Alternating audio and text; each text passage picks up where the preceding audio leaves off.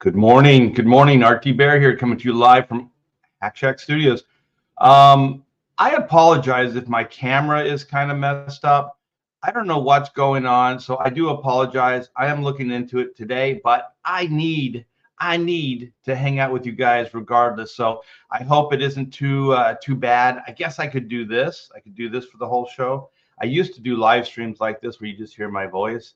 I could do that so you don't have to see my unfocused camera. I think it's a Wi-Fi issue, so I'm gonna upgrade my Wi-Fi and stuff, and hopefully I can get down to fixing all the issues. Oh, hold on, that's probably my wife. Hold on. Hello? Yup, I'm right in the middle of one. Say hi to everybody. Pamela says hi. Is it important? You can tell me.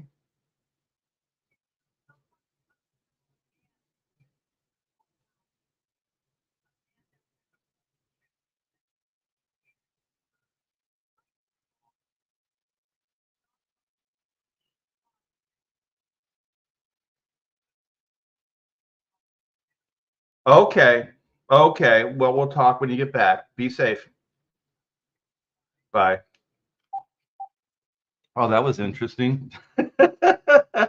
There's always something. Yeah. Okay. Well, yeah, just like always, you guys, Sign of Life is good. We got Paulus Arts in the house. What's up? Yeah, let's get this party crazy. So if you guys are late to the game, Morning Hullabaloos are interactive live streams, and I take questions. I hang out with you guys, and we just kind of do a back and forth. So feel free to ask me anything. And like I said, if the camera's bad, I do apologize. I will hopefully be able to remedy that by day's end. There's just so many things to do every day that, excuse me, I have a list, and usually things go as priorities. And the camera has been a back burner priority. Look at my cool Batman Robin cup. The Batman cup broke, but the Robin one's still here. So this is from, I think there's a date on it. 1978. It was a good year. It was a good year. And a classic, indeed, classic. So yeah, I'm going to start with opening stuff. I've been getting a lot of packages from different publishers I've worked for in the past.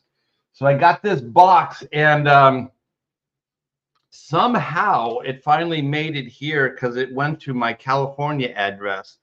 So that dude has been on an adventure. And so I don't know what's in it. It's probably comic books from Marvel or DC. And I got a stack of these the other day. Look at that. Superman the Exile.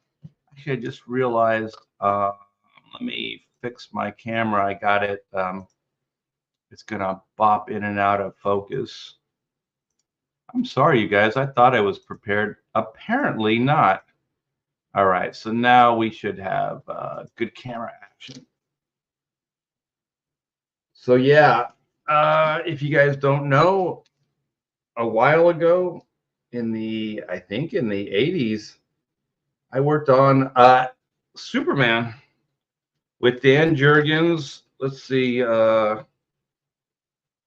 I guess I could open one of these things. Do I want to open one? Yeah, I worked on Adventure Comics. Let's open one of these things. See what's in here. Go down memory lane. So I dig these things. There's usually not a whole lot of money in it, but it's kind of neat to have a book like this in your collection. Yeah, I don't know if you guys don't focus your camera.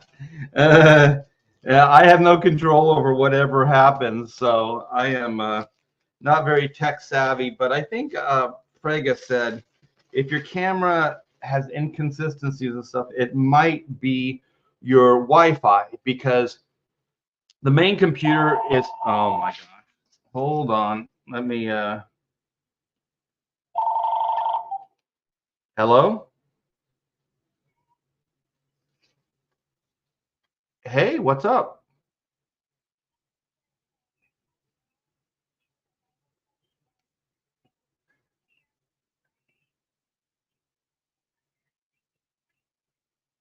Oh, maybe she's at her mom and dad's house.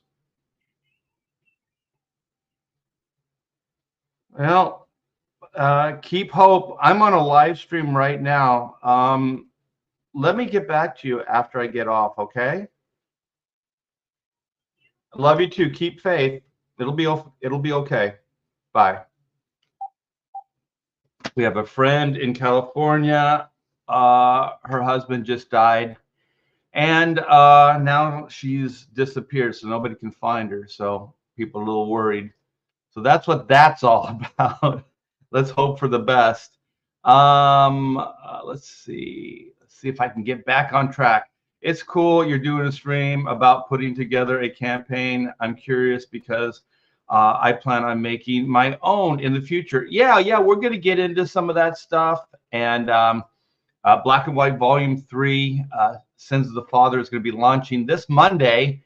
This Monday on Morning Hullaballoo, and we'll get that puppy crazy. But I'll show you kind of some of the things I've been doing to put this bad boy together. So Kino reviews, we got a full house here. Held to the chat, and good morning, afternoon. Yeah, entity. What is up, Marcus Kelgrew? My favorite wrencher. Ooh, I like this. Agent Cub. Agent Cub. Boom, boom, boom, boom, boom, boom, boom, boom. It's the Agent Cub. Who was that? What's going on? I know. Well, the first call was my wife. And so my daughter still lives in California. So she called my wife. And so my wife doesn't know what to do. So she called me. And so, I guess what happened is a friend of ours, well, my best friend, I said this story on a live stream in the past, but he passed away. So I went to California, said my goodbyes and everything. He was still alive at the time. So so his wife was a little shaken up, but she seemed strong. So came back, and I guess it's been a couple months now. And so Amanda, and I guess my wife, sorry, I'm reading this thing over here. My wife had contacted her and stayed in contact with her, but there was no reason to think there was anything bad. Like there was never any like, oh, this is horrible or whatever. And so then this morning, I guess Amanda's been trying to get a hold of, her name's Leanne, and hasn't been able to. So she sent the police over for a wellness check, and they couldn't find her. And so I guess she's not at her parents' house either. So she's on the run, I guess. So I don't know. I don't know how this is going to work out. I hope for the best. But just to be honest, and this is probably going to sound real horrible, I don't like the woman. I don't wish ill on her, but I think my friend married a gold digger, to put it nicely. So that's who that was. So that last call was my daughter. The first call was my wife. So there's a little bit of drama going on here. So just good thoughts. Yeah, thoughts and prayers. Hopefully everything will be okay. It's Ed McMahon. Art just made $1 million. No, that would be nice though. Yeah, prayers. Thank you guys. I'm going to make an ash can. Oh, ash cans are cool. I dig them. Flotty, what's up? Good morning. Marcus, putting that wrench to work. Black and White pre-launch page, you guys. Go sign up. Click this link. It won't cost you anything, and And if you do, you'll get a free trading card. So anyway, I got the book open. I got the book open. So, wow, it doesn't want to open. This is a big ass book. Okay. Oh, so it's in the contents. It has the credits. So you probably won't be able to read them because they're small. There's a lot of people working on this book or contributed to this book. Let's see. Oh, it starts off with a Adventures of Superman story, but not one that I worked on. So what year did that come out? 88. And then Curse of the Banshee. That is a Mike Mignola, P. Craig Russell story. First Steps. Where do I come in? Where do I come in? This is 88. Kerry Gamble, Roger Stern, Jerry Ordway, Dennis Janke, John Beatty, Kerry Gamble. Okay, 80. We're still in 88, so this is all 88. Where did little Art T. Bear come into play here? These are all Adventures of Superman. That's the book I worked on. Wow, there's a lot of stories in here. Okay, so I come in 89. 89. Wait a minute. Okay, Brett Breeding, Jerry Ordway. Where do I start? We're in 89 now. Dennis Janke, inker.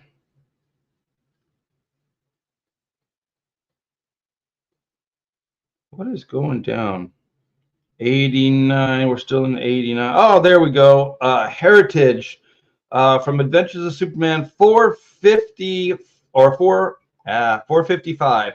1989. Writer Jerry Ordway, penciler Dan Jurgens, and finisher Art T. Bear. Yeah, baby. So I'm in after this. So once we hit that 455, I'm a regular here. So then Redemption, penciler Dan Jurgens, finisher Art T. Bear. So that's 2 stories, 3 stories. Wait a minute. Writer penciler, who's Tim Gala as the inker? I never even heard of that guy.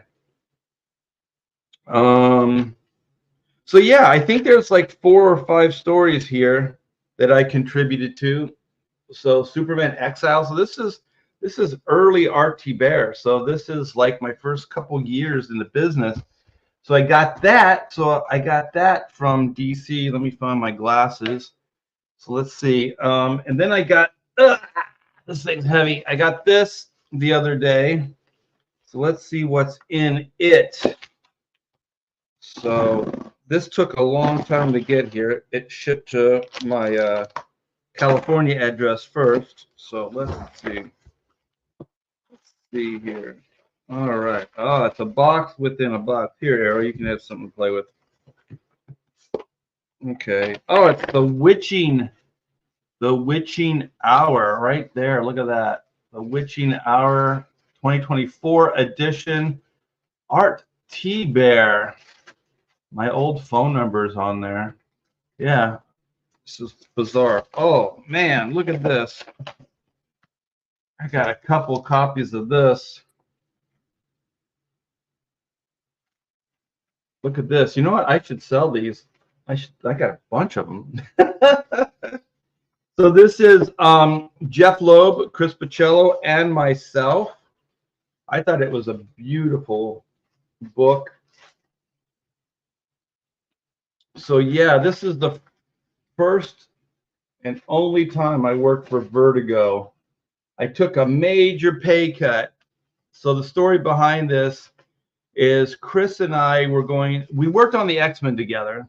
And so then Chris we were friends. Like we hung out socially and stuff like that. We had just had our daughter, and And I think they were using us as like, what's it like to have a young kid? Because they were thinking of having a baby as well. So they hung out. They were pretty close. They got to know Amanda, and so they eventually got pregnant and had a baby. But so we worked on X-Men together, and so he wanted to do this Witching Hour book, but we had already had scheduled that we were going to do that cliffhanger book. What was it called? Steampunk or something like that. So he said, Art, you take this job on Witching Hour. And the reason he had to do it this way is because I took a major pay cut to do this book, to do this series. So I took a pay cut to work on Witching Hour with Chris. And so then the promise was pay cut on Witching Hour, and then you were going to get a cash payday on the cliffhanger book, Steampunk. And Cliffhanger was the imprint at Image Comics, Wildstorm. It was like there was Humberto Ramos, Crimson. There was Danger Girl, J. Scott Campbell. Who else was there? Joe Mad, his book. And I think maybe there was just the three. So Chris and I were going to be, like the first kind of new blood coming in. And so everything was good. I did all the promotional work we got done with Witching Hour, which I got paid crap because Vertigo does not pay. They will not acknowledge your DC Universe rate. So like I said, I took a pay cut and I did it. I kept my word. And then I went over to work on Steampunk. I think that's what it was called. And I did all the promotional stuff. So they honored that. I got a crazy cool page rate because, all those cliffhanger books were selling really well. And so that was Chris and I's agreement. So then it came time to start working on the actual book, the interior pages and covers and stuff like that. So I guess Chris had got the numbers back, and he decided that he wasn't going to keep his word with me. And so it's weird because he never contacted me. I mean, we were friends, we were close, like I said, but he never said, hey, Art, I got the numbers back. Could we work something out? Nothing like that. He left it to Scott Dunbar, who was the editor on the book. And so Scott calls me and says, hey, Art, we need to renegotiate your page rate. So I had no idea what was going on. And I said, this was my page rate. This is what I was promised. He said, we can't do it. And he made it seem like it was a Wildstorm thing, not a Chris Pacello thing. And I said, Chris and I had an agreement. And he goes, well, this is Wildstorm, blah, blah, blah. And I said, I know all this stuff. And I said, it's not Wildstorm.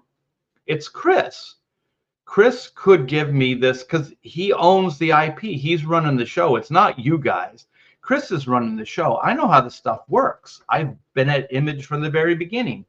And so he finally knew he couldn't bullshit me anymore. And he said, yeah, Chris got the numbers back. This took a long time to get the truth out of him.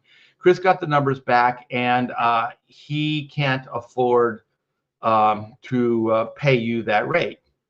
And I said, yeah, he can. He would just have to take a little bit less out of his money to honor our agreement. And keep in mind, I did that Witching Hour at a discounted rate, so we could work together and then go into this cliffhanger book. And so I got completely burned, man. I got so screwed. It wasn't Wildstorm. It wasn't Scott Dunbar. It was Chris Pacello. Chris Pacello decided that, that's what he was going to do. And that's what he did. And so then I'm a pretty principled person. And I was really hurt, not just as a friend, but Chris is also one of those guys that's like, business is business and friendship is friendship. So like somehow he can forget that socially you guys are, you're a friend with somebody. So then he can hide behind the business face. I can't do that. I'm not wired that way. So if I'm doing business with a friend, I still try to keep in mind that we're a friend. And if it's a casual acquaintance or a business, a friendship, then that's something different. But we went out to dinner, we hung out, he came to Amanda's birthday parties, just stuff like that. And so there was a lot of back and forth, for that year or two, we were pretty close. And so I thought it was interesting that he could do that. So I never called him or anything after that. I never tried to work it out, because to me, there was no working it out. Those kind of situations only lead to, he's going to say something that's going to piss me off, and then, it's going to dwindle down to, me getting really angry and saying how I really feel about the situation, which is what I didn't want to do. So anyway, that's kind of the story behind why I didn't do the cliffhanger book, Steampunk, and why I never worked with Chris after that again. Just a quick aside. He was working on an Avenger book, and this is years after I got fired at Marvel, or asked to leave, and told I will never work there again, which I never did. But anyway, I told Chris, why I was fired. And all he goes, well, just talk to him, see. And so I did. I talked to him. I worked out a deal. I didn't like the deal, so I didn't do it. So apparently, to Chris, everything between he and I was copacetic, but I really wasn't going to do that Avengers job with him anyway. I just kind of wanted to see what Marvel would offer me after humiliating me and firing me so horribly. But anyway, that was that. So that was fun. That was a fun little aside. I just noticed this. Oh my gosh, all those books were heavy, but holy shit, I just got this the other day too. So this is the Batman Arkham saga, the omnibus. So this was based on the video game, and so I do believe I did the bulk of this sucker, because when I worked on it, we were doing as a weekly. It was like an online, what do you call that? Comic book. So that was that. So I got all kinds of cool stuff here. But anyway, let's get into the show. So that was fun. Let's see what you guys are saying.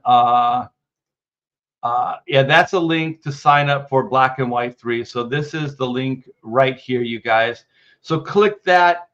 It's a pre-launch sign up page. With that sign up, you will get this. Let me share this with you guys. You'll get this beautiful piece of artwork in the form of a trading card.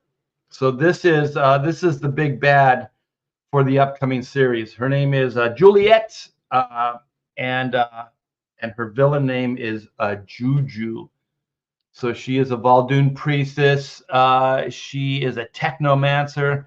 So she is. We're bringing more overt supernatural aspects to Black and White. There was supernatural aspects to volumes 1 and 2 with the, as Whitney called it, the purple rock, the mysterious power source, and or supernatural power source. But we didn't call it supernatural. We just said mysterious.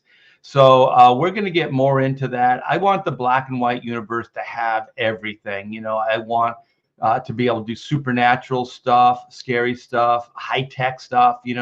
So we're still in like a futuristic kind of backdrop. And so she uses Juliet, or Juju uses like arcane magic along with technology to raise the dead and control them. So yeah, this will be the trading card artwork, you guys. So if you sign up, you can get this. And also, just to put a little pressure on, time is running out. So Monday we are going live. So once we go live with the campaign, there you cannot sign up anymore. So anybody that hasn't signed up will not be eligible for that trading card. And the trading card is absolutely free. So just go over there and sign up today. Your mom? Oh, Art married his mom. I knew somebody was gonna do that. I got this. I got notes and stuff on the side here, and I was reading the note.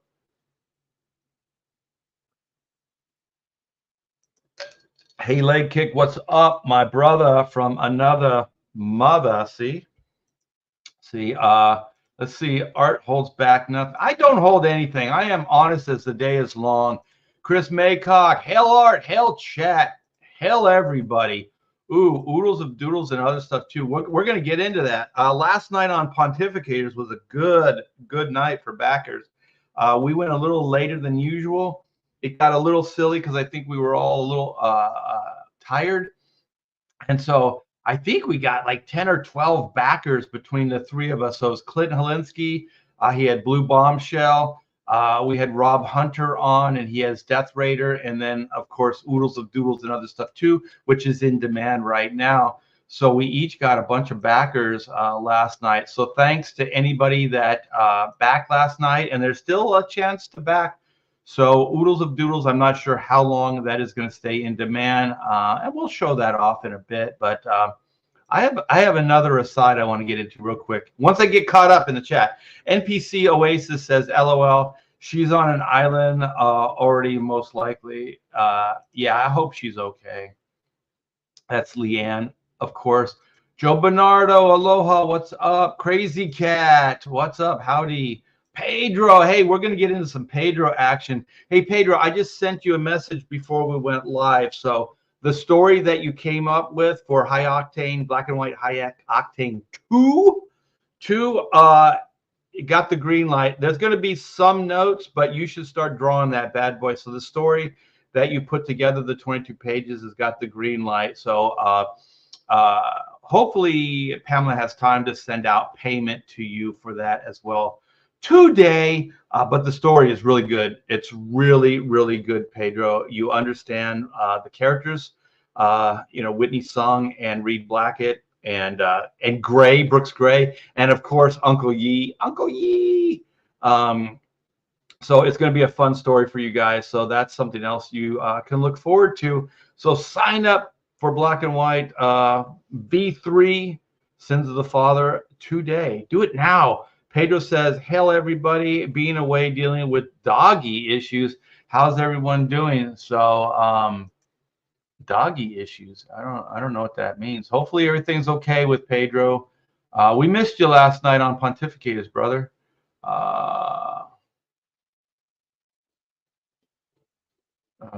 You're lucky it got to you.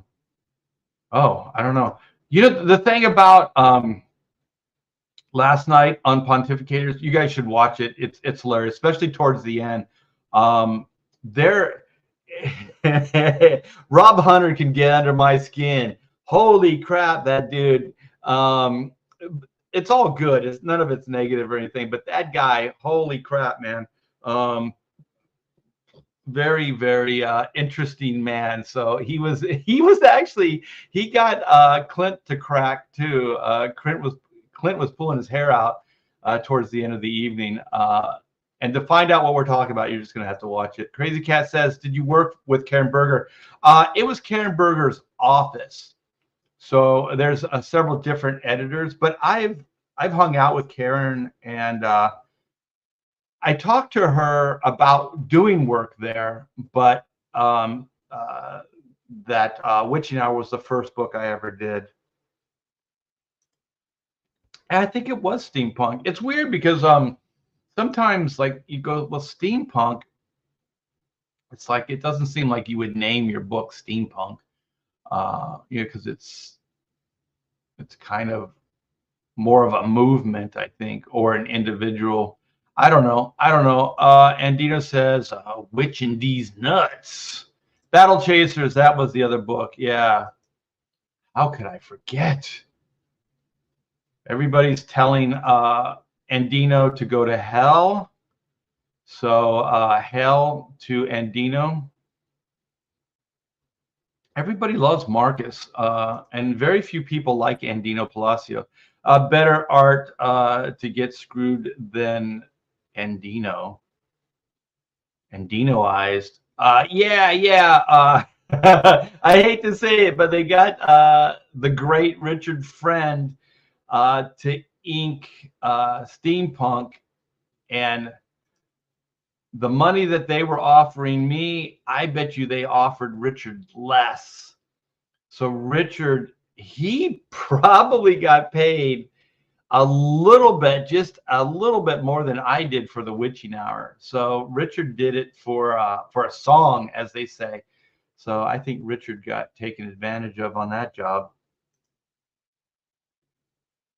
Don't burn people on the way up. Karma will hurt when it happens. Sorry to hear, Art. Uh, it's all good, man. I'm in a great place now. I appreciate it. Art has a mullet. It's kind of becoming, it's just kind of unruly. Um, but it is taking the shape of a mullet. If I didn't kind of push it back around my ears, it would go over my ears. I did make not a pledge, but this Monday when I launch Black and White Volume 3, I'm going to clean up my act. So I got about not quite an inch that I'm going to take off of the beard, and then I'm gonna actually go and get my hair professionally cut. We got Randy Howe. What's up, brother? Let's see. Am I caught up? Am I caught up? Leg kick. Um, do, do, do, do.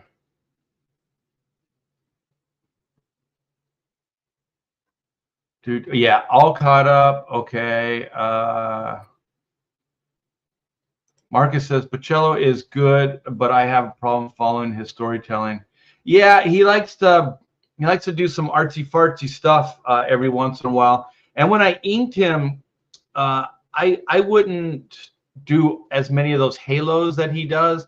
Like he outlines all the figures, and it makes it hard to, as an inker, it handcuffs you because if lines can't intersect, and there's a like a boundary, like an outline around the figure, then you can't really, it takes away your ability to establish depth. So as soon as you put a halo around something, it just kind of, it becomes like a cutout of something, and it doesn't really interact with its surroundings anymore. And so it becomes a little hard to read, and it's excessive. So when I would ink him, I did take some liberties, and I would get rid of some of the halos just because, like I said, there were a lot of them. But I don't know. Do I want to get into this? You guys, let me know. We're already kind of going long here because I haven't even got into the campaign stuff. But I posted. I'll just do it. I'll just do it. See what you guys have to say. We'll do this. I think it's funny and interesting. I'm not overly hurt by it, so I just want to preface it with it doesn't really matter to me. I know who I am. I know what I'm about. So what's that? Sticks and stones will never hurt you. Or names. Sticks and stones will break your bones, but no names will never hurt you, or words will never hurt you. So I posted this. My lovely wife Pamela and I. It was a beautiful morning. There was a ton of people there, and we were voting, for all the local stuff and the presidential election. So there were stand-ups in the parking lot. So obviously there was a Donald Trump one, and there was a Kamala Harris one. I do have to say this, that there was a line for the Donald Trump to get a picture with the stand-up, but there was no line for Kamala Harris. So I just want to say that. And so, we did our patriotic duty, and we voted. And so I was like, I got to do this. It's too funny. Let's take a picture with Donald Trump. And they had a banner so you could hold it. So it kind of, if we did it right, because I saw somebody's picture, they moved their hands in front of Donald Trump, even though it would be reverse of the hands, or maybe they had long arms. But it looked like Donald Trump was holding up the banner. And so then they just had their other arms hanging at their side. So it looked like Donald Trump was holding the banner up. But anyway, took this picture, and then I was like, you know what? It's funny. It brought a smile to our face. I'm going to post it on my social media. So I knew that there were going to be people that were going to come after me and stuff like that. But you know what? I was just having a good time. So this wasn't like political messaging on my part or anything. And all I said in the caption was, voting today, and I met this guy in the parking lot. He seems like a cool dude or something like that. I said something like that. And so that's all I said. I didn't say go out and vote for Donald Trump. I didn't say I voted for Donald Trump. I didn't say Donald Trump is God. I didn't say the world's going to be a better place with Donald Trump. It was just a fun picture. So then right off the bat, this Brian Peters, let me see. Yeah, he says, wow, not surprising you support a douche. And I'm like, okay. And then Daryl Foster says, wow, how sad you are attacking someone on their freedom of choice. How very liberal of you. I'm not a Trump fan, but I don't bash people that feel a way for either candidate. Hope your day gets better. So that was nice of Daryl. So that's also why I want to do this. I don't want to just bag on people, but there were a lot of people that were very sane and very balanced in this. So it's just interesting. So then Brian Peters says he's not I said to Brian Peters, I said he's not a douche. He's a super cool cutout. So I was just trying to make fun, like let's keep it light. This was never any kind of deep political messaging. It was just a fun, picture that I took and thought I'd share it. So I'm trying to lighten it up here. And then I wrote to Daryl. I said, thanks, Daryl. I try to do the same, different strokes, different folks. So, if you want to vote for whoever, I don't care. I really don't. I mean, I'm a registered Democrat. I voted. I don't care. I did vote for Donald Trump. I don't care. And you know what? If the next, election cycle, I don't like Trump for whatever reason, and there's a better candidate, I'll vote for that candidate. You know what I mean? Like I try to vote the best. I don't vote a party. I try to vote who I think is the best. So then Brian Peters says to Andrew, he says, go stroke your dying mom. Ha ha ha. America's dead because of Trump. Oh, okay, Brian, like this doesn't make any sense because the last 4 years, Donald Trump hasn't been in power. This is what cracks me up the most. Like in 4 years, they say, oh, Donald Trump destroyed America. But in the last 4 years, it has gotten considerably worse, but they don't acknowledge those 4 years.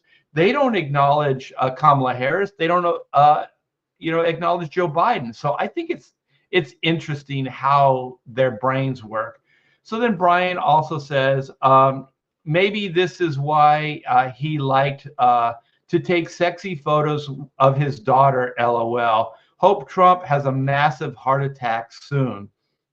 All right. One, I do like the left when they come out and they think they have the moral high ground, right? They're the chosen ones. They're the morally righteous ones.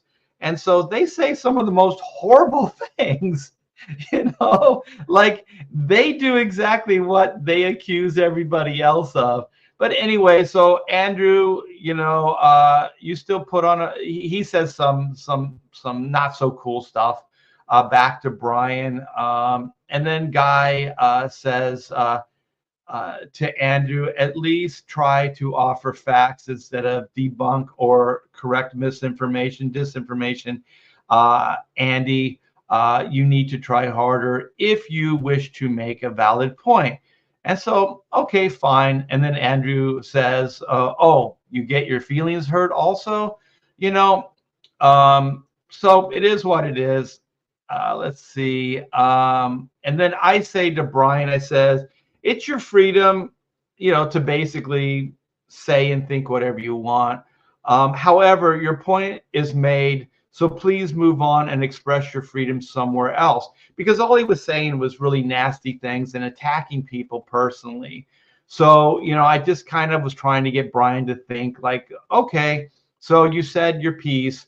Now it's time to move on, so other people can express their freedom.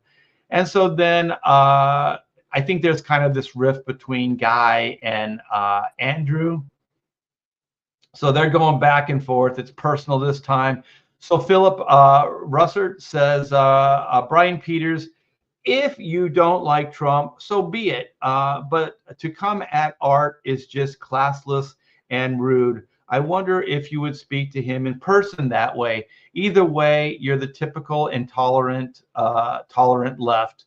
So that kind of sums up some of that stuff. My buddy, my Hack Shack brother, John Davis says, he says, most hardworking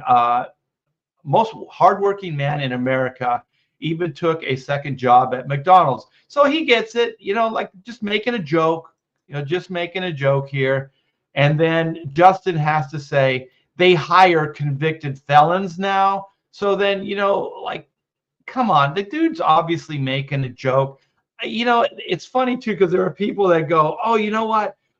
Trump, working at McDonald's was a publicity stunt. And I'm like, no shit, Einstein. Like, of course it was a publicity stunt. I thought it was absolutely hilarious and it was fun, So, I don't know, man. I don't think there was any harm in it. He just went there, did, his 15 minutes, took a shot at Kamala Harris and then moved on. And to be honest, you can't even go, oh, he took a shot at Kamala Harris. Like, she takes shots at him all the time. That's what these things are about. One party says, nasty things about the other, so on and so forth, back and forth. So neither one can actually claim too much high ground. So James Whitehead says, the truth is nasty. He's literally a convicted felon. Well, James, if you were really honest, you would know, like, these are trumped up charges, no pun intended. The dude, they're after him. This is a witch hunt. This is what they do in third world countries. This is like Banana Republic stuff, and we can't, in America, we can't have political parties going after other political parties like this. Nothing good will ever come out of it. There are reasons to take on political people when they're actually breaking the laws and stuff like that. But these were all just kind of stupid and silly. But anyway, yeah, you can hold on to that convicted felon if you want, but most people that really understand what's going on know that it's all BS. So then this EJ Scott, he really gets into the thing that Trump didn't pay his bill. So I guess like he had a family member or his grandfather was ripped off by Donald Trump, did some work for him and got ripped off. So anyway, I said, I have no idea what this is about, EJ. And then I guess Philip says, I once saw Abraham Lincoln complain about Trump too. Said he was the worst. And then EJ says, and he was shot for it. Oh my gosh. And he was shot for it. So EJ is not happy. So he's doubling down on trying to prove that Trump doesn't pay his bills and he's a horrible person. So then I tried to make a joke again. It sounds like our government. Look how much they owe, right? So, the government, there's trillions and trillions of dollars in deficit. They're obviously not paying their bills. They're just kind of taking out loans and just kind of, just stumbling along. And every time they do this, they're weakening our economy. So I'm just trying to point out, hey, look, your person, I assume, is Kamala Harris. She does the same thing. For the last 4 years, the deficit has gone up. She doesn't pay her bills. as a government official, she doesn't pay her bills. Either does Joe. Either did Donald Trump his 4 years, and so on and so forth. They all do the same thing. So then EJ, like I said, he keeps posting things about how horrible Donald Trump is because he doesn't pay his bills. And so then I just said, because I had enough of this. Like, listen, EJ, okay. I said, I never said I was cool with anyone not paying their bills. It's like point is made, dude. Like, how many times do you have to keep saying the same thing? I never said it was cool with anyone not paying their bills. So EJ, are you cool with the government not paying their bills? So I just tried, okay, let's try to go in a different direction here. He's so tunnel vision on, Trump not paying his bills. And so then he says, no, I'm not okay with that, but it's not illegal. So he says it's not illegal for the country, for our government to not pay their bills. Okay, let me just say, I'm not 100% sure if it's legal or not legal. All I know is the way it should work and the way it works for everybody else in this country. If you don't pay your bills, then they will repossess whatever it is.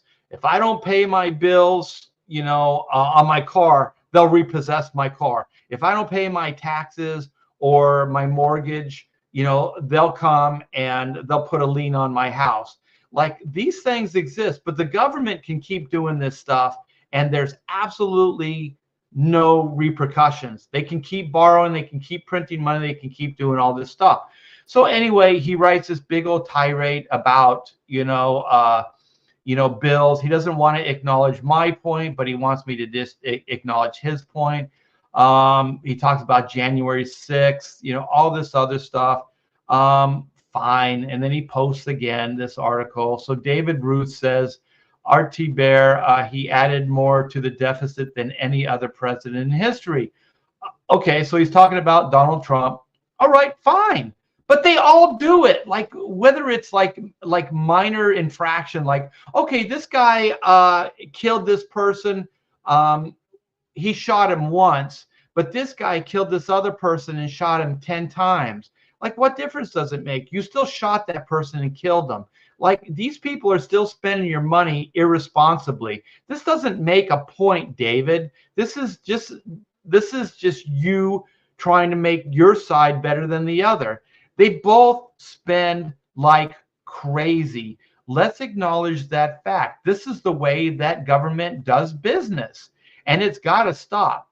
Donald Trump has to stop. Joe Biden has to stop. If Kamala Harris becomes president, she needs to stop. It needs to stop because it's destroying the economy.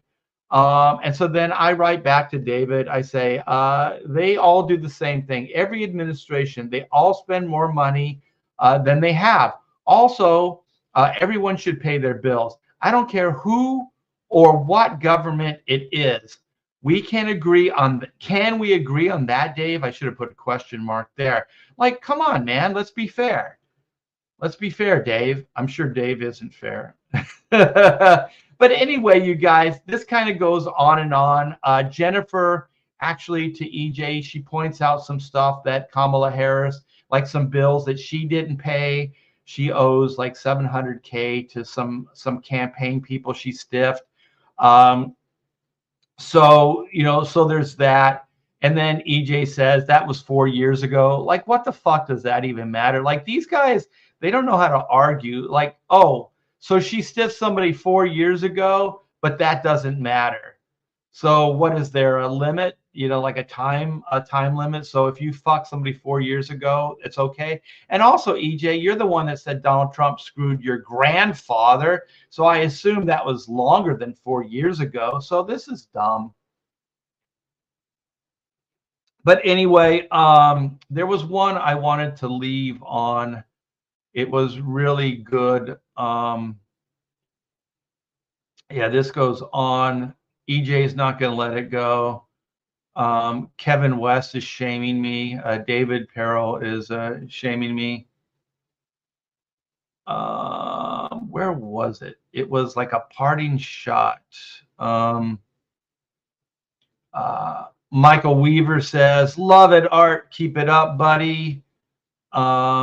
Kevin says he looks a little two-dimensional to me. See, this is what I was thinking this would be about. So Kevin says he looks a little two-dimensional to me. That's hilarious. I thought we would just have some fun at, the cardboard cutout. That's what I thought. Well, I was hoping that this would be about.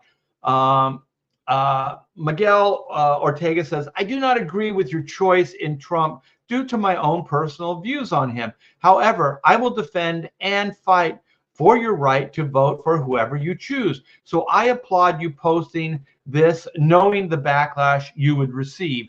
So that made my day. Like, I just want some kind of balance. I just want, just some normalcy. Richard Bonk says Trump 24. Bill says Trump 24. Ben Soto says Trump 24. Joe Bernardo, Art, Pam, and the man. Woo, yeah. Trump 24. Make America great again. See, that's the fun stuff. And then Joe did this graphic. Liar, liar, too. And so then there's some other funny stuff that Joe posted up. I didn't see these yet, Joe. Let's see. Why do people think it's perfectly acceptable to take a dump all over someone else's post? SMH. Love the picture, Art. Thank you, Scott. Can't take a photo of me voting Washington State is 100% mail-in ballot. Yeah, so you guys can see that there was a lot of balance. So there was good and bad. But I just thought I'd share that. I thought it was an interesting kind of cross of things, of people, points of view. My thing is not to try to convince anybody to vote for Donald Trump or to become, right-leaning or conservative. I don't really care about any of those things. All I want is, I want some kind of mutual respect, because there does seem like there's this cancel culture that exists on almost every level, and it's predominantly on the left, but they think that it's okay to attack people. They think it's okay to come at them. And I just want to let people know that, I strive for some kind of sanity. I try to just get back on track. Like my fight is against cancel culture, period. I just because you have a different point of view than somebody else, it doesn't mean that it's okay for them to come at you, especially in a horrible, horrible way, like cancel you or something like that. So,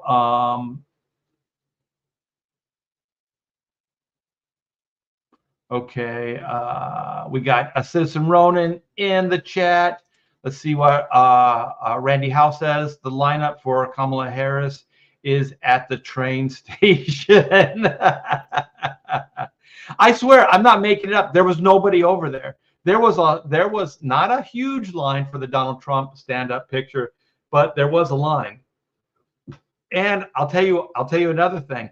The people that were hanging out on the Trump end with the stand-up, those people were having a good time. The people over at the Kamala Harris, those people looked miserable. So just an observation. Don't shoot the messenger. We got Philip Diaz, one of my favorite Diaz brothers. What's up, brother? And let's see what Paulus Art says. Art is a reasonable, normal person. I like Art. Thank you, man. I appreciate it. I try to be. I don't like reactionary people. I can be very reactionary at times. I just try real hard. Who is Brian Peters? I don't know. Apparently, he's a friend of mine on Facebook. He's a friend. It's so funny also how like Facebook is like, it's friend, send a friend request. These are your friends, right? So I think you have to either friend somebody so that they can comment or whatever. So apparently Brian sent me a friend request, or somehow he became a friend. So Brian really doesn't know how to treat friends, I guess. So he needs to go back to school and learn how to be a good friend. Hello and good morning, Art and the mighty chat. Time for some coffee. Yes, there are some people that cannot get through the day or have to start their day with coffee. Citizen Rona says, ever since Obama, people have become increasingly nasty, and the idea of think before you speak doesn't seem to exist. I would rather agree to disagree than argue. It's completely a waste of energy. I agree. I agree with you, and I disagree with you. No, I agree with you 100%. Yeah, you're not going to change anybody's mind. All you're going to do is make them angry. And the thing is that it's like what Brian Peters was doing. If you truly are like, my side's better, right? My candidate's better, all those things. Well, you're not going to win anybody over by calling them a douchebag or telling them to F their mom or whatever the crazy shit that guy said, right? It's not gonna win over hearts. You're not gonna change anybody's point of view. So all it does is make your side seem nasty. And I know I'm old school, but one bad apple, right? So you get enough of those, people kind of representing whatever party or whatever side of the argument or whatever it is. Well, it skews it. It makes them seem like they're all horrible people. I know all Democrats aren't horrible people. Just most of them. No, I'm just kidding. I'm just kidding. Yeah, just kidding. See, I like to joke. That's what else gets me in a problem.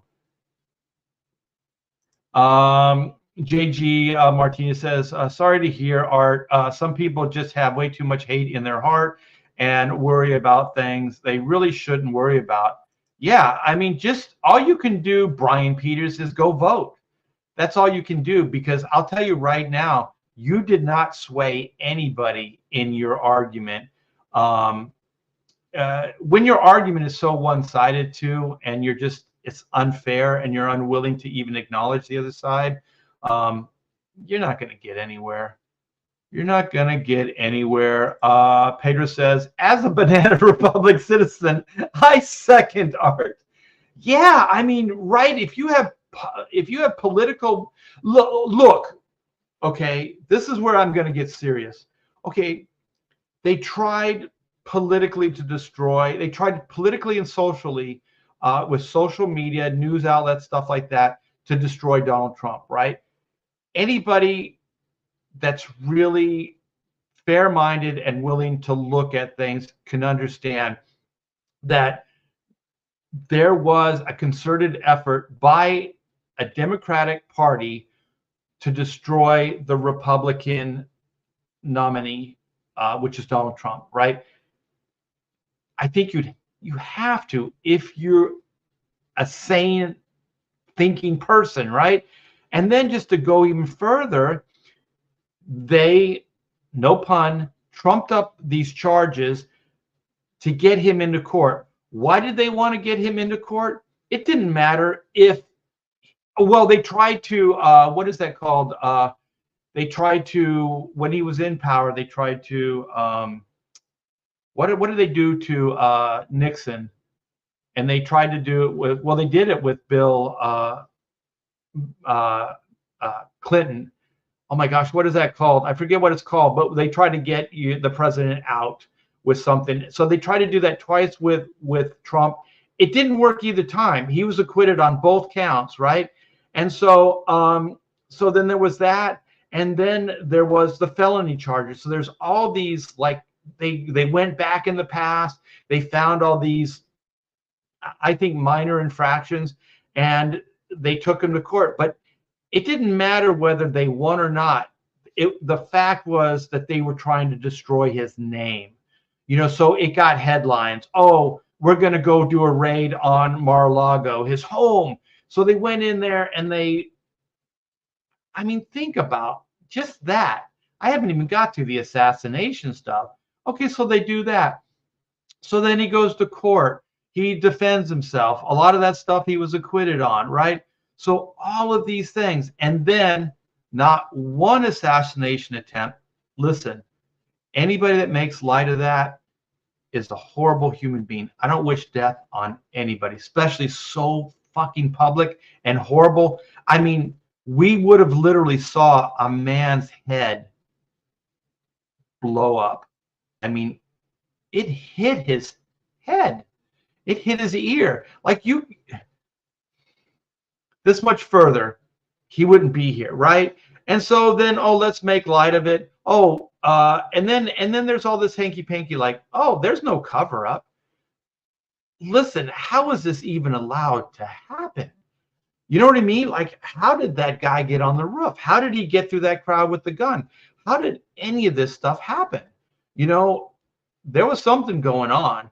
I'm not saying, you know, it was completely planned. I'm not, but this was an assassination attempt, right? And then there was another one. I think there was maybe two after that. One was just a guy that had guns in California that was trying to get them into the rally. So I don't know if that was a true assassination attempt or not. But anyway, this guy has time and time again gone after Banana Republic type of scenarios. This is what they do in those countries because there's no law. You know what I mean? Like there's no accountability. So they just do shit. So if anybody is in favor of this and anybody thinks this is a good thing, it's a good thing as long as you're on whatever side. But what if it happened to your candidate? What if it happened to somebody that you think is going to be good for this country? And then, well, okay, let's just say, what if the Republicans start doing the same thing as the Democrats? Then what do you have? You have a crazy ass world. You have chaos. Let's see what Andino says. I hardly go on Facebook. If Art needs Andino's help, Art gets Andino's help. We'll go there and do a Trump 2024. It's good to hear, Andino. Art, did you like all my? Yeah, they were hilarious, man. See, use humor. Use humor. That's also why they hate Donald Trump. Donald Trump's a funny dude, you know, and I think it's a sign of intelligence if you can use humor, and he definitely does. And Kamala Harris does not have humor, is not even in her vocabulary. I don't think she could properly tell a joke or be funny if she had to.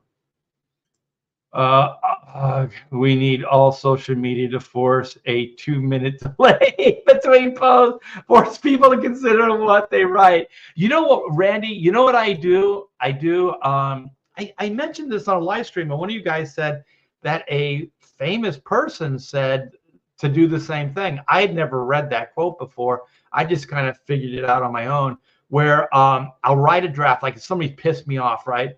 I'll write a draft. Even social media, like I'll write scathing, like fuck you, blah blah blah, and I'll just let it all out, right? And then I stop, and then I make sure that I don't hit the enter button, that I hit the delete, and then I delete it. And then for some reason it's cathartic. Like you feel like you have said these things to this person, right? But you really didn't. And then you write something calm and more, level-headed. And so that's kind of how I try to do things. Not always. I'm not perfect, but that's what I try to do. And it's good advice, I think. Paying bills is a Congress thing. That's true. That's true. Well, a government thing. I never said, I said government. So the government doesn't pay their bills. Well, that's exactly what it means, citizen. It means that you don't have to pay your bills anymore. So everybody, just stop. I'm telling you, you know how some people talk about a civil war, all this stuff. I say, if it's going to be a civil war, let's all just protest and hold out on our taxes. Because if we stop paying our taxes, they can't even keep the military going. So we'll just defund the government and until they play nice with us. So fuck those guys. Let's just pull. I mean, some people think like, oh, we got to pick up guns and you got to do that. I mean, it might come to that, when they forcibly come and take your shit because you didn't pay them their blood money. But at that point, then I do think it's earned, and that would be a line that some people wouldn't allow to be crossed. And then there could be blood, but I think if I was down with the Civil War, that's what I would do.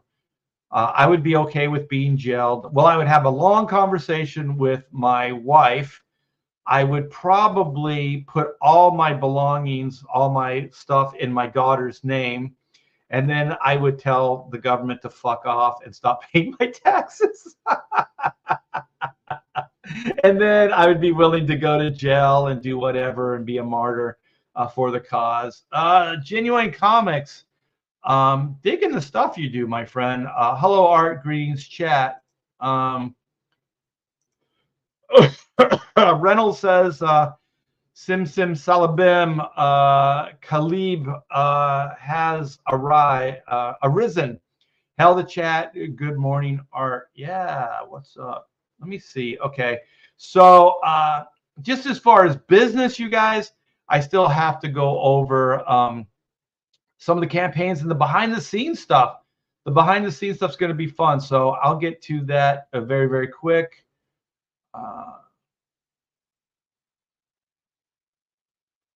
All right, get to my post. Your post on Facebook or in the chat here. I'm going on November 5th and wear my red shirt. I'm going to post pictures from the Trump rally tonight here in Vegas. Ah, cool.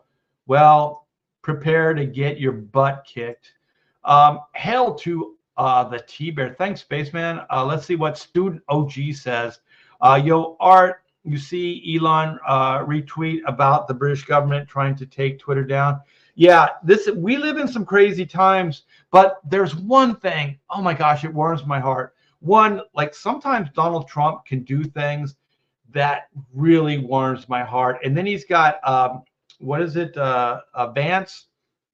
And Vance can kind of articulate in a way that Trump can't. So he's really good, in these town hall meetings and interviews and stuff. So I dig the fact that they got that guy right. And then there's Elon Musk. He's like not just like I'm helping. He's like part of this thing. Like he is like Trump's guy, and they're synonymous. And then you have a Kennedy. You have Robert Kennedy Jr. You got that guy. That bailed the Democrats, first Kennedy to do that, over to help Trump. Holy shit. And then you got like Tulsi Gabbard, you got Vivek, and then my gosh, who else do they got? They even got like Joe Rogan kind of on their side. So it's kind of like, it's like the Justice League. It's like a super team. Like it's so comic book. You got this super team coming together. So all of these guys I liked them all separate before the super Trump team came together. And now there's all these people that I really, really like. And they're saying things that I believe in my heart that ring true in a fundamental way. And so I think I don't know, man. I think it's pretty freaking cool. I've never seen anything like this before. And all you see is like like when celebrities say, well, we endorse the Democrat. Well, no shit. You do every fucking election period. Like, what else are you going to do? This is what you do. Oh, I'm George Clooney and I support, Kamala Harris. What else are you going to do? That's exactly what you guys do. California will never go red. It will never go red. It is blue. Like if you want change in California and you're a conservative, good luck. It's not going to happen. It's not going to happen. They will override you. It will go progressive, and they will do whatever the hell they want. So when you get a celebrity to endorse your campaign, it's kind of like a no shit moment. Like, of course they will. They do every Democrat, right? So it doesn't mean anything. They're just doing what they always do. They're true to form. So I don't think, like, why would anybody be taken by a celebrity endorsement?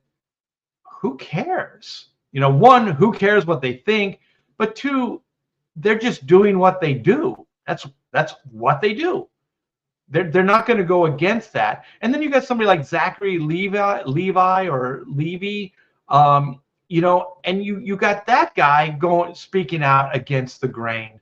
You got Kevin Sorbo, you got even Scott Baio, you got some of these guys, and they're way more brave than anybody that's Hollywood and just goes, oh, Kamala Harris, Democrats, Democrats, Democrats, because that's all they do. I can trust somebody like that Zachary Levi more because when he talks, he's putting shit on the line. Like when I talk, I'm putting shit on the line. You know what I mean? Like people are going to come after me.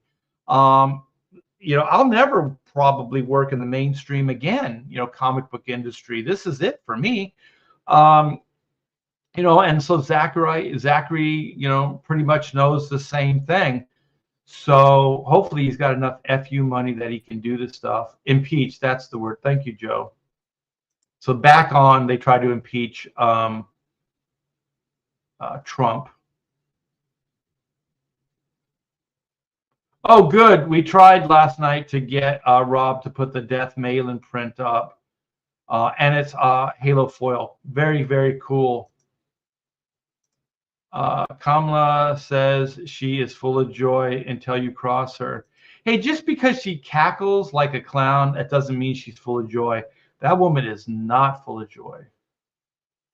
Yeah, tell it to Wesley Snipes. Yeah, there are people. Hollywood will blacklist you, man. Hey, Benjamin Soda, what's up? All right. Tulsi Gabbard. I like to listen to her talk. And Vivek. Oh, sweet. Oh, and just for the record, I think Andy Smith, Rob Hunter went on Andy Smith's show early yesterday, and they got 4 backers. Okay, that's pretty good. It's pretty good. So then Rob Hunter goes on Aaron Lopresti's show later and gets 4 backers. All right, it's pretty good. Pretty good. Yeah, Rob Hunter comes on my show last night, Pontificators, and he gets 6 backers. I'm just saying. Yeah. Come on my show, get some backers, man. Yeah, it's like fire. It was like fire last night. It was very, very cool. Crazy Cat says, will you keep Doodles open for a while? I definitely want it. Just too many campaigns popping up. Yeah, it'll at least be up till the first of the year. I'm going to keep it up and just see how crazy my life becomes, because Black and White Volume 3 is going to launch this coming Monday. So it's a balancing act as far as priorities. So we'll see. But the good thing, one of the really good things about Oodles is it is at the printer right now. So the book is being printed. We should get it back by the end of November, which means we will be fulfilling early December. So there's not a long wait. So if you back Oodles today, you have a month, a little bit over a month to wait for your book to arrive. So don't quote me 100%, but you could, and you most likely will get it before Christmas, as long as there's no issues. There's always issues, but so I have to put that little disclaimer in there. Blue Boy Comics says, you have a daughter, Art. If she EA's attacked and become pregnant from a predator, you're forced her to have the child. I don't think so. Abortion is healthcare. I don't understand this at all. So I'm not really going to get into that. Sorry, Blue Boy. Uh, bu- bu- bu- bu- bu- bu-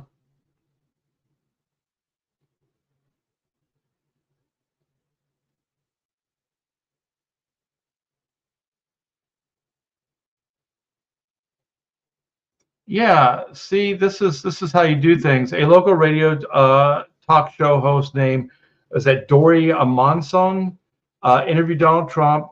When they went to commercial, most celebrities would stop talking. Instead, Donald Trump asked Dory how his family was. Yeah, I mean, just be a freaking human being. Like you don't like I knew that there was trouble as soon as like when Trump and Hillary were debating and they didn't shake each other's hands. I was like, we can't do this stuff, man. You guys, the left and right still have to work together. You know what I mean? There is not, one side doesn't control everything. So if we're going to get along, we're going to have to get along. JFK Jr. Yeah, no, RFK. It's RFK Jr., right? Did I say JFK? I'm sorry. I didn't mean JFK. Um, I'd love to come on your show. Yeah, yeah, get some backers. Yeah, contact me. Hey, there's Stealth. Stealth was the hero last night, the hero that we all deserve. Last night on Pontificators, man, you talk about just getting the gag and everything.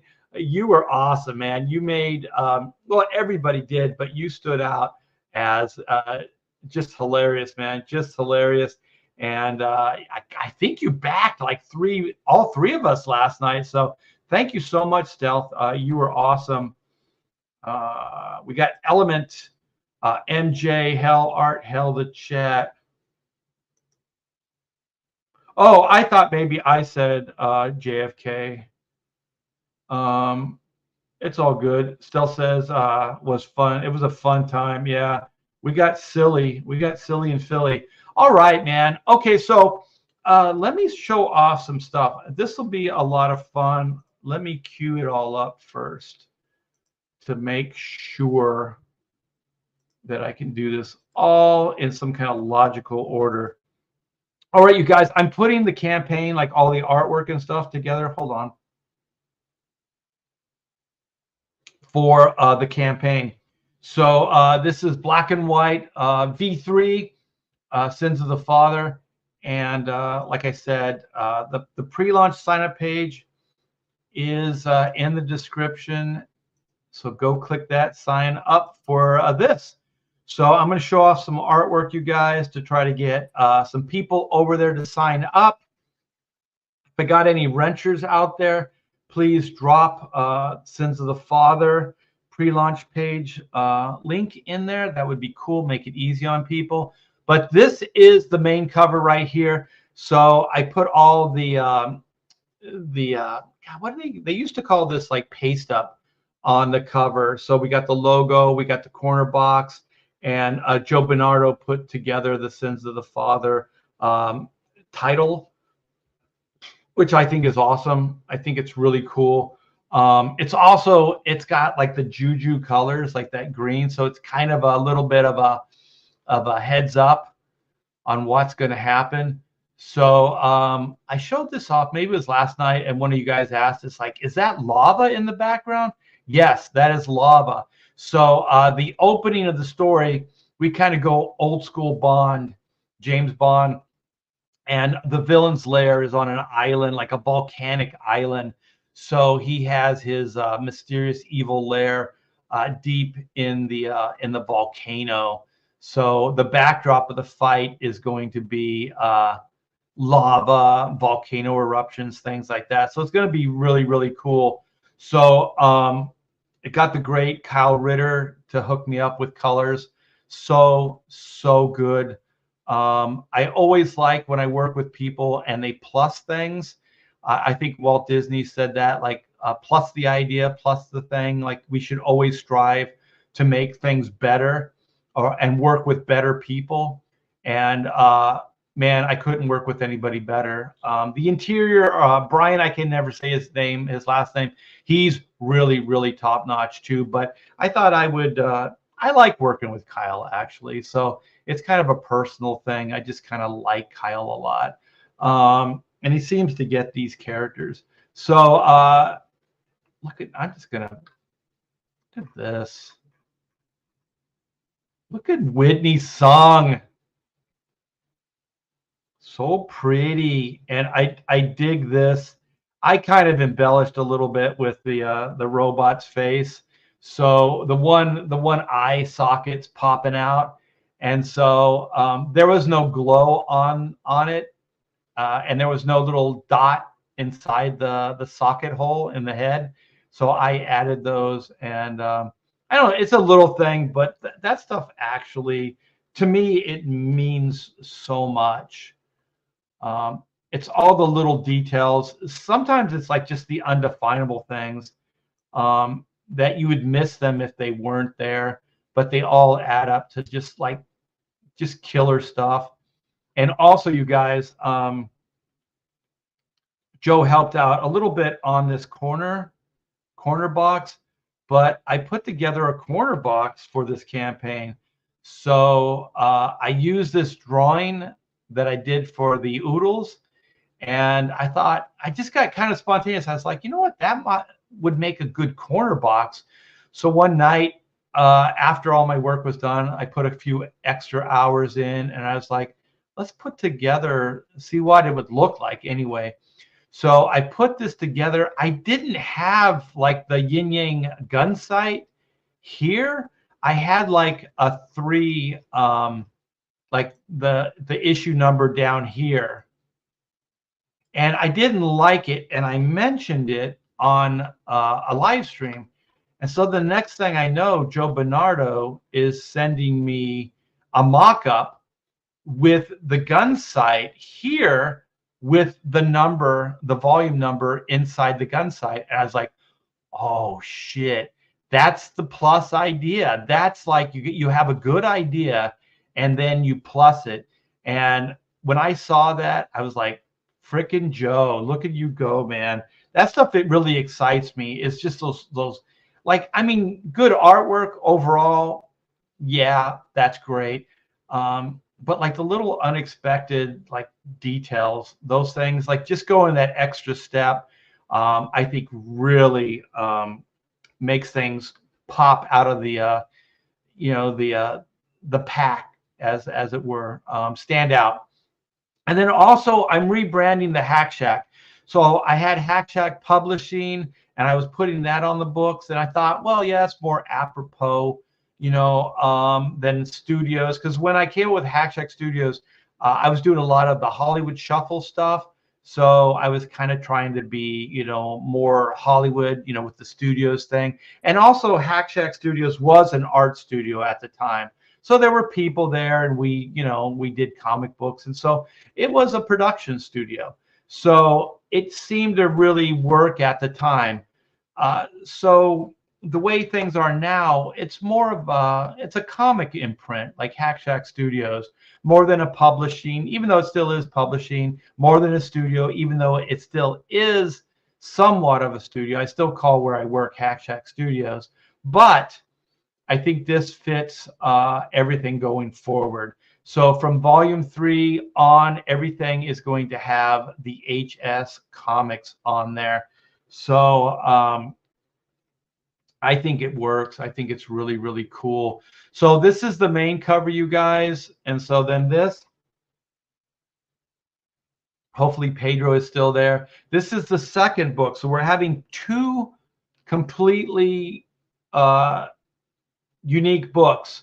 So we have the main book, which is going to be 64 pages, and that's going to have the main continuity of Black and White. And then we have the High Octane Adventure book, which is the 22-page all ages book that I do with Pedro Eng. So Pedro Eng is writing this version. He is penciling, inking, and coloring volume 2 of High Octane Adventure. So man, it is so good. I was working and Pamela, my wife, read the script. I haven't had time to, like little details get pushed to the back burner. So I hadn't been able to read that. I felt bad. So I sent it to Pamela and she read it over.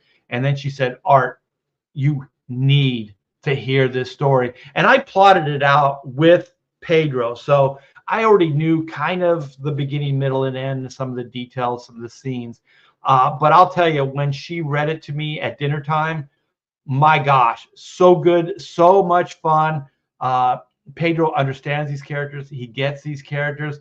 And this High Octane Adventures, you guys, is going to be a fun read and a nice addition to the campaign. So I would love to keep moving forward with Pedro on these High Octane Adventures, because I think they're a good accompanying book, like to go with the main book. And you guys seem to like them. So it was very, very successful in the Volume 2 campaign. So, and these are one and dones, you guys. These aren't like ongoing type of things. They're one and done stories. So they're 22-page self-contained and just a lot of fun. So you're going to get a beginning, middle, and end with these. And look at the High Octane logo back there. Also, Joe Bernardo, the great Joe Bernardo. Joe, I'm going to be going to you a lot for these things now that I know you can do this. So CG is filled with a ton of talent out there. Just great, great people. So also, I got this back. I think it was yesterday. One of the good people, there's several good people still in the industry, the comics industry, that aren't afraid to hang out with people that speak their mind, or that the industry deems undesirable, which is conservatives. Carlo he doesn't have those qualms. So this is Carlo Barberi. He is a mainstay comic book artist. I believe he's working on Spawn right now.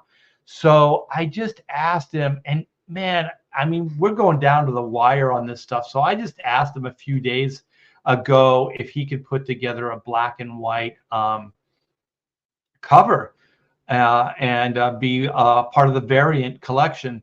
And he's like, absolutely, I love those guys. So I got a bunch of three. I got three different designs. Like, the guy gave me like cover designs. He didn't just go, here's the cover.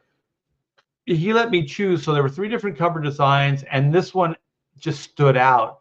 And I was like, it's cool, it's direct, it's simple. And I don't mean that in a bad way. I just mean that as like it has impact, right?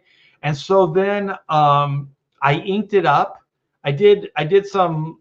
If you see the pencils, you'll know what I did as far as some of the redraws. But I did some of the redraws, and I sent this off to Brian. And I'm sorry, Brian, I can't say your last name. He did the color work on Volume 2, and I hope to keep going with him moving forward because he's so good. And so he colored this up in no time, like in a day. So this thing got turned around within like 2 or 3 days. And so I got it all finished up yesterday. And Brian just did a simple white background. He did one that had more detail in it as well, but he did this white background. And I was like, holy shit, man. Like, sometimes like less is more. And look at how much impact this thing has. This is a great cover. I wish I would have drawn it. At least I got to ink it, Yeah, just a great design, great color work. Absolutely fantastic. So this is going to be the main cover is A. This is the B cover. This is the, wait a minute. No, this is the C cover. I'll be able to clarify that in a bit. I'm still putting this thing together. So I think this is the C cover. And so then this is going to be the B cover. So I don't have the color back yet. So this is going to be a team up again with me and Kyle Ritter. So Kyle's doing the colors right now. I sent him the black and white, and he was like, "Absolutely, I'll color this." He was he goes, "The main cover was awesome. This thing blows that thing out of the water." And so that's always good to hear. Like I said, plus the idea, keep plussing the idea. So I had this as a doodle, and it was going to be the main cover, but I really liked the doodle. So I just started playing with it and bringing it more to life. And so the more I did, the more I liked it. So then I just went, well, you know what? I'll do it as a variant. I'll do it as a variant cover. So this is a little bit of a tell too. So the big fierce guy with the crown, that guy, his name is Lord Fagin. So he's an ancient bad, and that's his castle over on the right. It might be your left. And yeah, he is. I don't want to give away too much, but he is.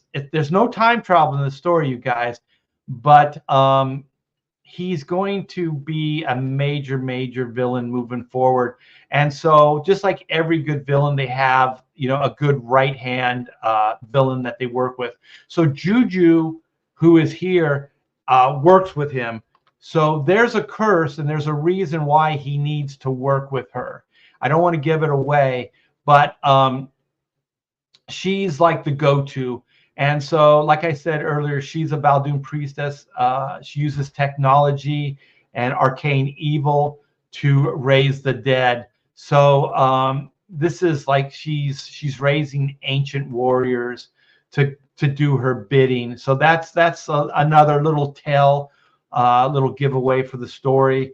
And so I thought this came out really cool. We got Reed Blackett, aka Black, and Whitney Sung, aka White, fighting for their lives, being pulled down by all these ancient warriors, these warrior dead coming at them.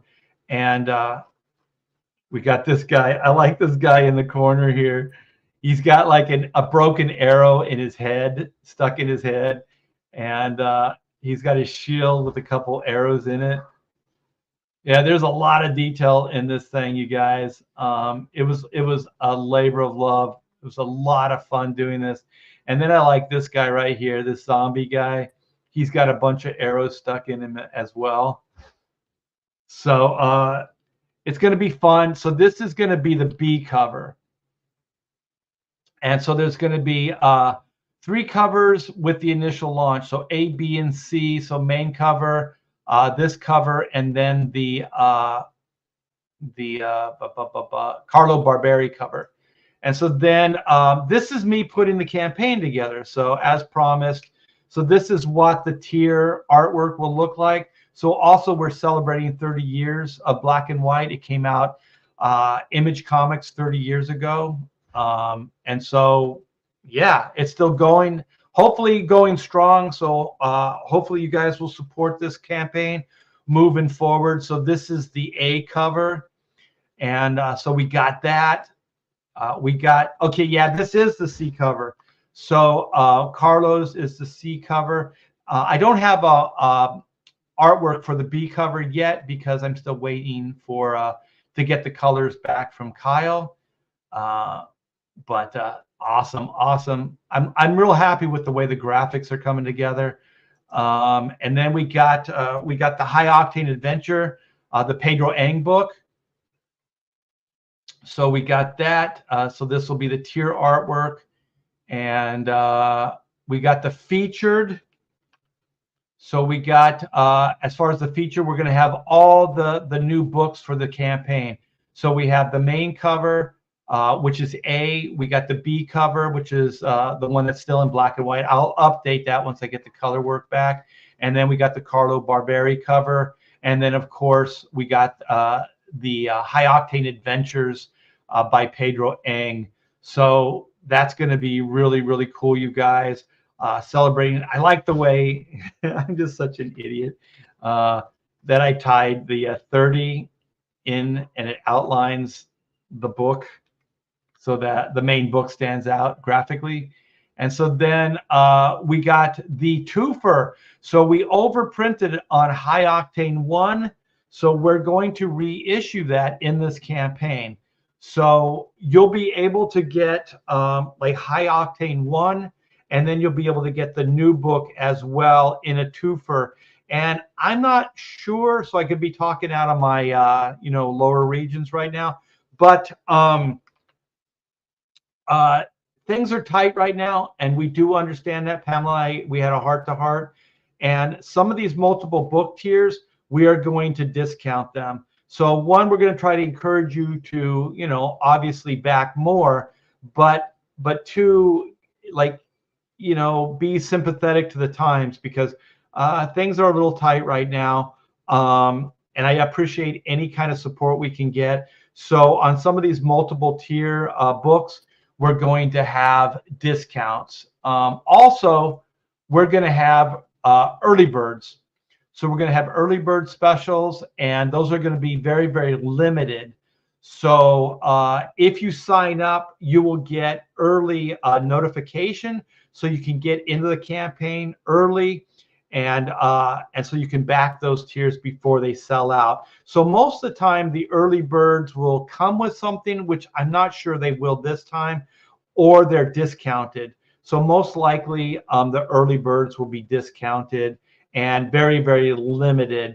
So we're going to do some fun stuff with the early bird. So, and some of them are going to be very, very limited, because we're going to give some killer deals, you guys, but they're going to be very, very limited, just to have some fun with this campaign. So sign up, and you'll get early notification for those, so you can get in. And also you'll get this wonderful Juju artwork in the form of a trading card. So we're also going to have these as prints and maybe other things in the campaign. I just like the way the artwork came out, and I just did this to do it, actually, just because I like the design, the new design of the character and everything. So, oh, actually, I didn't do it just to do it. This was a commission. Actually, now I think this was a commission that I did, and then I was just thinking, well, it came out so good, maybe we could offer on some of the campaigns. So that's how this thing happened. And so I had Brian color it up. He did a fantastic job. So yeah, you guys, that's the Black and White Volume 3 Sins of the Father campaign. That will be launching this Monday, but you can sign up for the page now. Let's see if we have any links. I'm going to go and grab a link, and I'll drop it in for you guys, so you don't have to go searching for stuff. So here we go. Paste. Click this link, you guys, that I just posted. It'll take you over to the pre-launch sign-up page. Sign up. It doesn't take very long, and you'll be eligible for that free trading card and early notification. Oh, okay. It's in the above. That's cool. Thank you, Marcus. You are a badass mofo. The commission came out fantastic. Thank you. And I'll need to own some of your art someday. I had some drawing tiers in the Oodles campaign, but those things sold out so fast. I'm not going to be offering any of those with the Black and White Volume 3 campaign. Sometimes I do, sometimes I don't. But what I really want to do is focus on the book itself. Just to give you guys an update on where we're at with the book, we are in pretty good shape. So the whole story is written, dialogue and everything. It's done. I got to go over it and make sure that it's all where it needs to be. I'm working with Aaron Sparrow on that, and so send Aaron any notes if need be. I'm sure it's fine. And then I'm working with a breakdown artist. His name's Alan Patrick, and he worked on the 4-page epilogue for Volume 2. And so he and I are back. He works in the Joe Bennett studio. So I originally asked Joe if he would do volume 3, and he said he would, but I think that Eric July just keeps him too busy. So he has a studio, and he's got 2 guys that work with him, like assistants, and Alan Patrick's one of the best ones he's got. And so Alan's doing breakdowns based on layouts. So if you guys don't know breakdowns, I'll do a show and I'll literally break down the breakdowns, what those are. So most of a lot of my career, I worked on doing finishes over breakdowns. So like Dan Jurgens on Superman, he gave me breakdowns, and then I did finished inks. Jim Lee and Whilce Portacio on the X-Men, they did the same thing. So I've done that quite a bit. So I'm doing that on black and white, which means I get a simple outline of the panels. So almost like a coloring book, but it's very, very loose. So sometimes things don't connect. Sometimes things aren't fully realized. So I have to go in there and finish it up. And then what I do is I add light sources, rendering, things like that. And like I said, I'll go over, as we move forward on this stuff. But Alan is really, really good. And he's 23 pages no, 24. I just got a page the other day, earlier in the week. So he's 24 pages into this. I'm inking or doing the finishes as we go along. So the campaign's in pretty good shape. So that's about a third of the book. So it's 64 pages. So we're a little bit over a third of the book that the artwork, there are some colors that are done as well, but mostly just the breakdowns at this point in time. But as soon as I get the campaign up and running and I can focus full time on just working on the book, all that stuff should start working quicker. And as soon as the page is done, it's going to the colorist. As soon as the page is done, it's going to the colorist. And after it's colored, it's going right to the letterer. So we are going to work on all parties, are going to be working on this book at the same time, so we can get it done, a lot faster. I do appreciate all your patience with volume 2. That was fantastic, but I don't want to push my luck too much.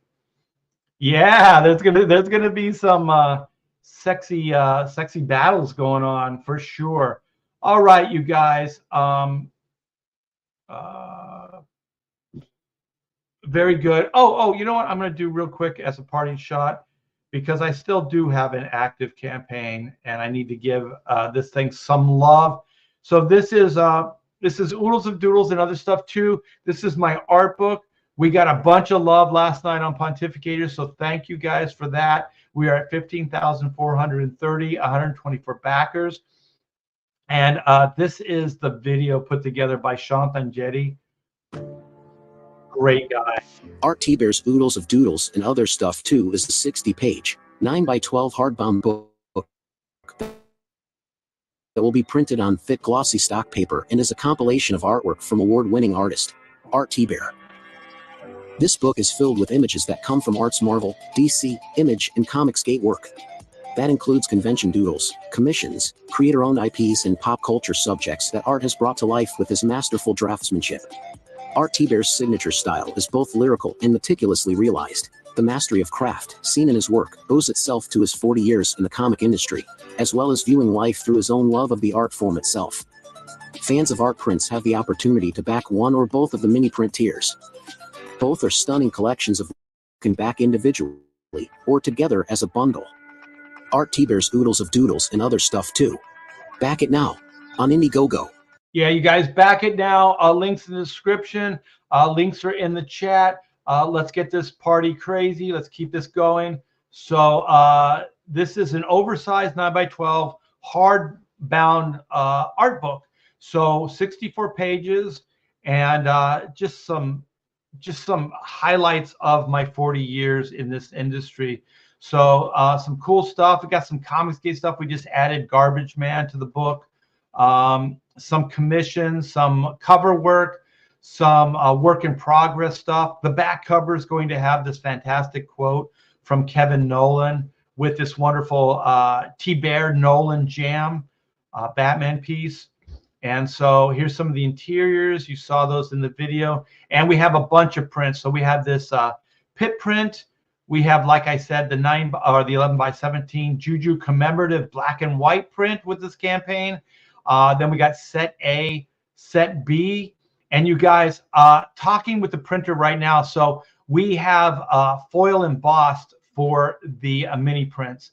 So that gold that's around the artwork here, that is going to be foil embossed. So they are going to be killer. These are going to be highly collectible, and these are going to be frame worthy, you guys. So if you have your comic book man cave, I guess as they call it, you know, you can frame these bad boys up, put them up in your studio. Also, the book is signed and numbered. So this is a limited print run of 300 books, you guys. So we're not going to go back to print after this. So this is a 300 book print run. We're about halfway sold. So if you want those low numbers, get in back. So it's going to be first come, first serve.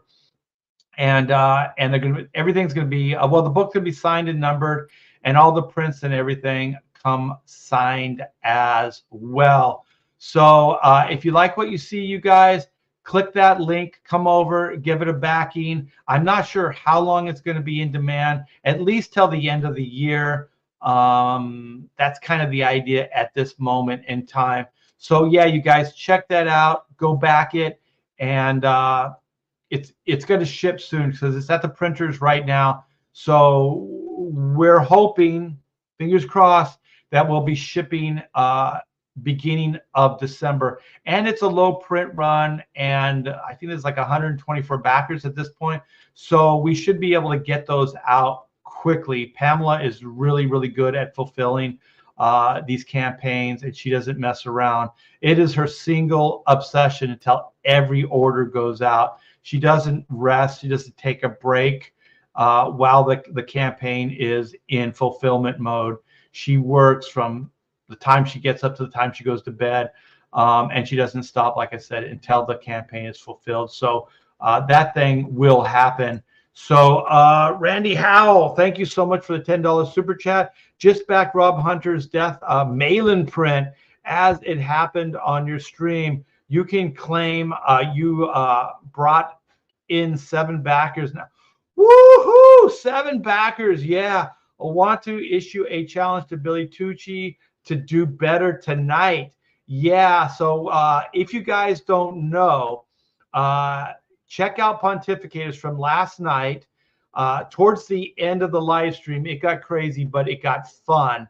And so one of the things that happened yesterday is Rob was quite a social butterfly, Rob Hunter. So he went on Andy Smith's early yesterday, and they got 4 backers for Death Raider. So then he went on Aaron's draw stream. He got 4 more backers. Okay. So each one of those guys did 4. So then maybe it was Randy in the chat last night said, you know, brought up the 4 backers with Lepresti and with Smith, and then said, we got to do better. Somebody in the chat said something like that. So then, of course, we picked up the ball. By we, I mean me. And we started getting into it. And I was like, we got to shame these guys. You know, 4 backers, we can do better than that.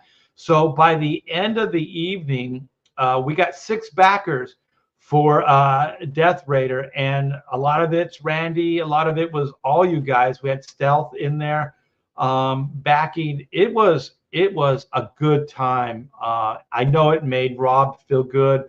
Rob is really kind of you know, he wants to keep going in this creator-owned you know, independent market. But you know, we need financial support, otherwise we can't continue with these things. You're our lifeboat. The mainstream, we're pretty much ostracized from that. So Rob is a little bit younger than me, so he doesn't quite have, you know, and a lot of comic book artists are like that, like the Nest Egg and things like that. So we can help him out, with backing these things. He put up that new Death Malin print. You guys got to check it out. It's really, really cool. He showed it off last night. So even if you've already backed that print, and then like Randy said, I will claim. Well, Randy should claim the victory too.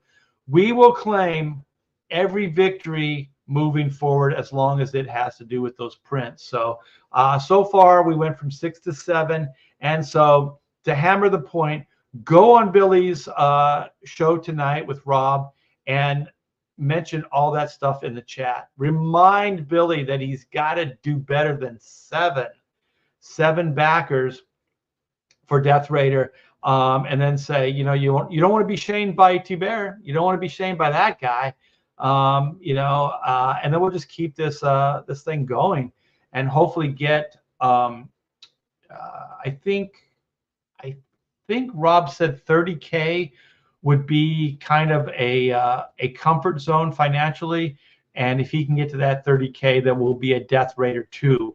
So if you guys like Rob's art, get that thing to 30K. And then we'll get another Death Raider comic out of that, and that'll be fantastic. So thank you, Randy. You did not have to super chat me for that. I do appreciate it. A lot of great people in CG, a lot of great people in this chat. So I do appreciate that. Darren says the Death Malin print was pretty sweet. And there's a kick-ass Brett Booth cover that you can get as an add-on. So even if you've already backed, you can add that stuff on. Now the pressure is on Billy Tucci for sure. Billy is a competitive dude, though. He'll take the challenge. He definitely will. Yeah, dial up again. I know my camera looks perfect right now, but I understand once it gets over to YouTube, it's pretty bad. So I do appreciate you guys hanging with me. I'm going to try to fix that, remedy that today. So anyways, you guys, thank you so much for hanging with me for the last 2 hours or so. Thanks for all the support. Look forward to Black and White launching this Monday. It's going to get crazy. We're going to go, I'm going to launch probably in the morning. I'll be streaming through the afternoon, and then going on to Kings, and then I'm already talking to Malin about post Kings. So it's going to get crazy, man. We're going to get a lot of attention, hopefully, and get a lot of backers. So you guys got that to look forward to. Take care, and thanks for the super chat. I do appreciate it. See you guys.